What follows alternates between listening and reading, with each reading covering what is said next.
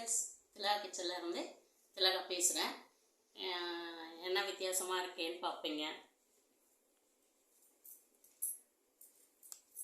என்னதெல்லாம் நீ வாழ்க்கையில் வாங்கின அந்த மெடலை விட அதிபுத்திகளித்தனமான செஞ்ச வேலைகள். சரிங்களா? சேமிப்பு வந்து ஒரு மனுஷனுக்கும் ஒரு ஃபேமிலிக்கும் எவ்வளோ முக்கியன்றது எல்லாருக்குமே தெரியும். ஆனால் வந்து எல்லாரும் வந்து யோசிப்போம், சேமிப்புன்னு சொல்லிடுவாங்க வாய் நிறையா, ஆனால் எப்படி சேமிக்கலாம் அதை யாரும் சொல்ல மாட்டாங்க இல்லையா? சேமிச்சு வைக்கலாம் அப்படின்னு தான் சொல்லுவோமே தவிர எப்படி சேமித்து வைக்கலாம் அப்படின்றத நம்ம பார்க்கலாம். எனக்கு வந்து நான் எப்படி சேமிச்சேன்றதை நான் உங்களுக்கு சொல்கிறேன். அதாவது சேமிப்புன்றது வேலைக்கு போய் சம்பாதிச்சு நம்ம செலவெல்லாம் செஞ்சுட்டு மிச்சம் இருக்கிறத சேமித்து வைக்கலான்றது வந்து புத்திசாலித்தனம் கிடையாது. அது லைஃப்பில் நம்ம முன்னேறதுக்கான வழியும் கிடையாது. சேமிப்புன்றது வீட்டில் இருக்கிற பெண்களும் கூட சேமித்து வைக்கலாம்.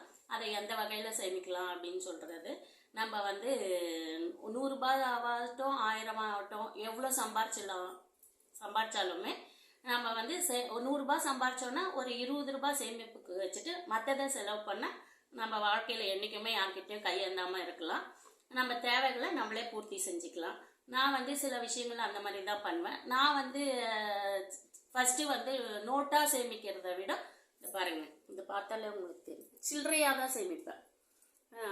1 ரூபி காயின்லேருந்து சேமிப்பேன். அதுக்கு ஒரு பாக்ஸ் தனித்தனியாக வச்சுக்குவேன். 1 ரூபா தானே ஃபஸ்ட்டு இது பார்க்கறதுக்கு வந்து 1 ரூபா தான் அப்படின்ற மாதிரி தோணும். உங்களுக்கு எல்லாருக்குமே தெரியும் 1 ரூபாவோட மதிப்பு. நம்ம மொழி எழுதுனா கூட 100 ரூபாய் எழுதுறது பெருசு கிடையாது, 101 ரூபாய் எழுதுனா தான் அது ஒரு விசேஷமாக இருக்கும் இல்லைங்களா?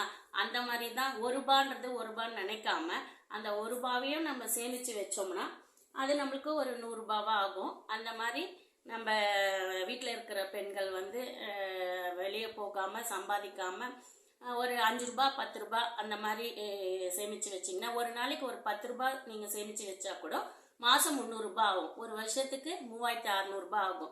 அதை வந்து நம்ம போஸ்ட் ஆஃபீஸ்லேயோ பேங்க்லேயோ இல்லை இப்போ தங்க வைக்கிற விலைக்கு சொல்லவே வேணாம், சும்மா ஒரு 1/2 கிராமு 1 கிராமு அந்த மாதிரி நம்மளால் என்ன முடியுமோ அந்த மாதிரி சேமித்து கொஞ்சம் கொஞ்சமாக வச்சு அது பெரிய லெவலாக ஆக்கி நம்ம தேவைகளை நம்ம பூர்த்தி செஞ்சுக்க முடியும். இதை சொல்லும்போது அசால்ட்டாக சொல்கிறா ஐயோவா இதெல்லாம் பெரிய சாத்தியமானு கூட நினைக்கலாம். அது வாழ்க்கையில் எவ்வளோ உண்மையாக இருக்குன்றது என்னோட சேமிப்பில் எனக்கு தெரியும். நான் வந்து கல்யாணம் ஆகி ஒரு சவரனோட மதிப்பு வந்து 2700 ரூபாய். ஒரு சவரனோட மதிப்பு 2700 ரூபாய்.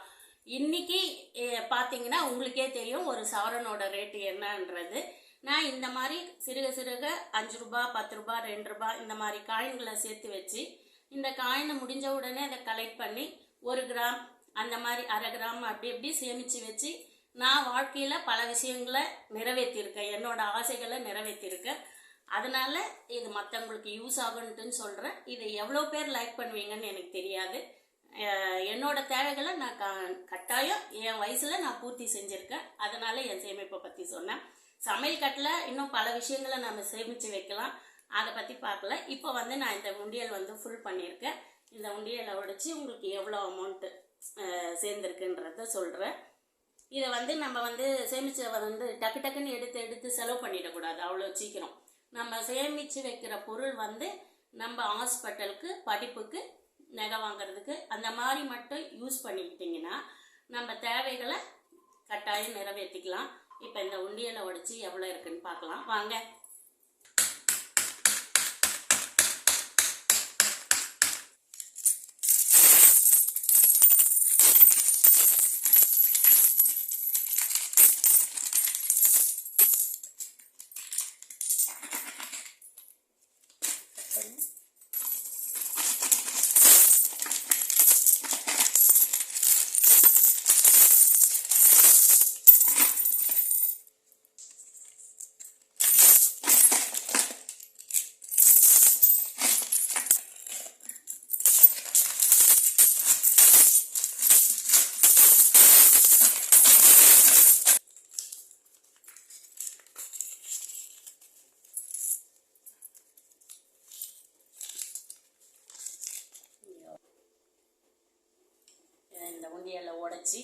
பிரித்து வச்சுருக்கேன். இதெல்லாம் 10 ருபீஸ் காயின்னு, இது 5 ருபீஸு, இது 1 ருபி 2 ருபி இருக்குது. அதுக்கு தெரியாமல் போட்டது.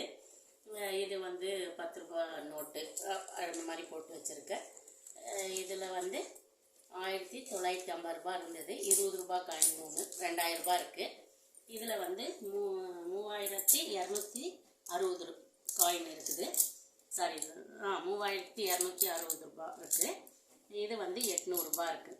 டோட்டலாக இந்த பாக்ஸோட மதிப்பு வந்து 6000 ரூபா. இது வந்து ரொம்ப வருஷங்கள்லாம் பண்ணலை.